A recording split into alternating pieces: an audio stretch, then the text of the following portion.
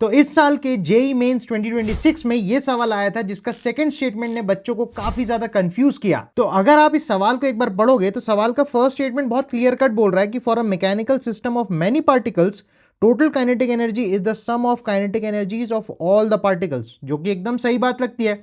किसी भी सिस्टम में अगर मल्टीपल पार्टिकल्स हैं तो उन सब की काइनेटिक एनर्जीज का जो टोटल सम होगा that will be the total kinetic energy of the system. ये बिल्कुल सही बात है। अब आते हैं सबसे ज्यादा क्रूशियल सेकंड स्टेटमेंट में। ये बोलता है the total kinetic energy can be the sum of kinetic energy of the centre of mass with respect to origin and the kinetic energy of all the particles with respect to center of mass as the reference। तो इस statement को आप first time पढ़ोगे तो थोड़ा आपको अटपटा जरूर लग सकता है, क्योंकि ये कोई ऐसी थ्योरम अपन ने पढ़ी नहीं है other than work energy theorem या एनर्जी कंजर्वेशन। तो फर्स्ट स्टेटमेंट तो सीधा सीधा ट्रू आपको दिख ही रहा है, पर सेकंड स्टेटमेंट काफी डायलेमा वाला है। तो इस स्टेटमेंट को समझाने के लिए एक कोनिक्स थ्योरम होती है, उसको अपन को समझना पड़ेगा, फिर हम इसका करेक्ट आंसर बता पाएंगे। तो कोनिक्स थ्योरम या कोनिक्स डीकंपोजिशन फिजिक्स का बहुत ही फंडामेंटल थ्योरम है, जिसे हम सीबीएसई की बुक्स में या कोचिंग्स वगैरह में जनरली नहीं देखते हैं, लेकिन ये एक बहुत ही फंडामेंटल थ्योरम है।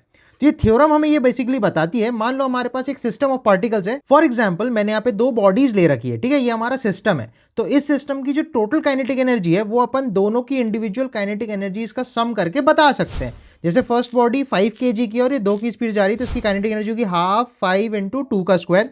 सेकेंड बॉडी 10 kg की और ये 1 की स्पीड से जा रही है, तो इसकी काइनेटिक एनर्जी होगी हाफ × 10 × 1 स्क्वायर। टोटल आप करोगे तो 15 जूल्स मिल जाएगी। और यही अपना फर्स्ट स्टेटमेंट भी बोल रहा था कि sum of all the individual particles की kinetic energy is the total mechanical energy और mechanical kinetic energy of the system. ये बात एकदम सत्य है। अब आते हैं कोनिक्स थ्योरम में, जो बहुत ही इंटरेस्टिंग है। तो ये बोलता है कि अगर आप सेंटर ऑफ मास के फ्रेम में चले जाते हो सिस्टम के, और इसके बाद टोटल मास और सेंटर ऑफ मास की वेलोसिटी का अगर आप काइनेटिक एनर्जी निकालो, तो आप लिख सकते हो half mass of the centre of mass, बोले तो पूरे सिस्टम का mass, into velocity of centre of mass का स्क्वायर। ये आप कर दो। साथ ही साथ इसमें जो इंडिविजुअल पार्टिकल्स है उनकी काइनेटिक एनर्जी आप निकाल लो सेंटर ऑफ मास के फ्रेम से, तो जो टोटल काइनेटिक एनर्जी बनेगी वो टोटल के ही बराबर आएगी हमेशा। यही कोनिक्स थ्योरम बोलती है और यही सेकंड स्टेटमेंट भी है। तो इसको प्रूव करने के लिए मैंने यहाँ पे सॉल्व कर रखा है, तो एक बार देखते हैं। तो अगर मैं 5 kg और 10 kg को देखूं तो ये जमीन से 2 और 1 की स्पीड से चल रहे थे, राइट। इनकी सेंटर ऑफ मास की वेलोसिटी अगर आप निकालोगे तो आप निकालोगे m1 v1 plus m2 v2 upon m1 plus m2, तो वो निकल के आएगी 4/3 मीटर पर सेकेंड, राइट।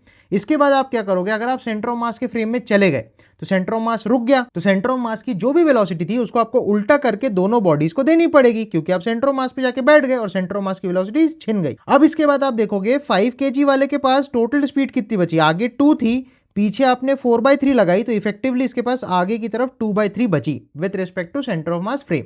सिमिलरली 10 kg पे भी आप पीछे लगा दो 4/3, आगे इसके पास 1 थी, तो इफेक्टिवली 10 वाले के पास पीछे की तरफ 1/3 मीटर पर सेकेंड आ जाती है speed with respect to centre of mass frame.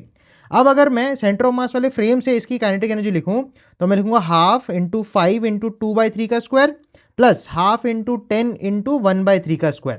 तो ये अपन ने लिख ली सेंटर ऑफ मास के फ्रेम से इन पार्टिकल्स की रिलेटिव वेलोसिटी के हिसाब से काइनेटिक एनर्जी। साथ ही साथ इनका जो टोटल मास होगा वो होगा 5 और 10 15 kg और VCOM इज 4/3, तो इस हिसाब से इसकी ये वाली काइनेटिक एनर्जी आप निकालोगे तो हो जाएगी हाफ 15 × VCOM का स्क्वायर। तो इसको आप अगर टोटल करके सम करोगे तो ये भी 15 ही निकल के आती है।